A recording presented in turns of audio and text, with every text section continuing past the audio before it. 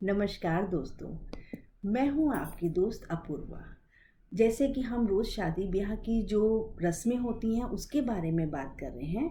तो अब देखो, जब हम कोई भी रस्म स्टार्ट करते हैं, कोई भी विवाह का कार्य स्टार्ट करते हैं, तो हम सबसे पहले गणेश पूजा करते हैं। अब देखो, वैसे भी जो हमारे हिंदू रीति रिवाज हैं उसमें गणेश जी की स्थापना का अलग ही महत्व है। सबसे महत्वपूर्ण होता है कि कोई भी कार्य जब हम शुरू करते हैं तो सबसे पहले हमें गणेश जी की स्थापना करनी चाहिए, क्योंकि हम ये मानते हैं कि वो सारे विघ्नों को हर लेते हैं। तो जब भी हम जैसे शादी का जो भी काम स्टार्ट करना है, उससे पहले हम जैसे एक तरह से क्या होता है कि मतलब जैसे शादी ब्याह के जो कार्ड होते हैं उसके ऊपर भी देखो गणेश जी का चित्र बनाते हैं।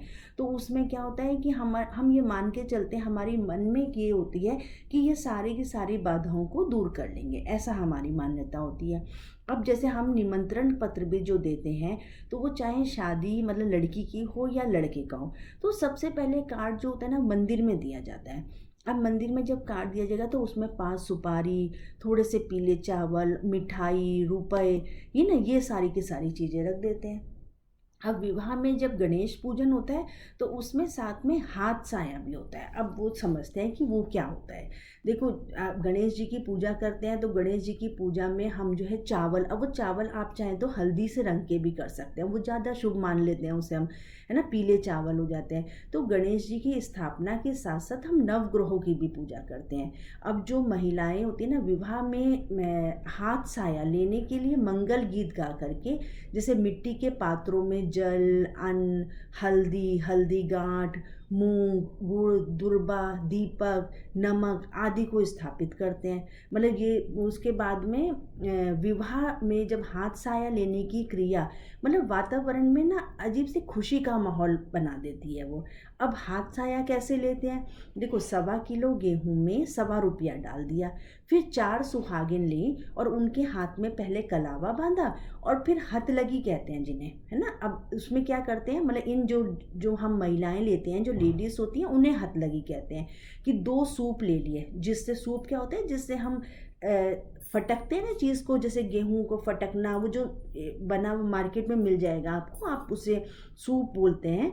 तो 2 सूप ले लिए। अब एक सूप में गेहूं रखा और उसमें वो रुपए भी रख दिए। अब जो उसे एक हथलगी दूसरी हथलगी के सूप में फटक के डालेगी, है ना।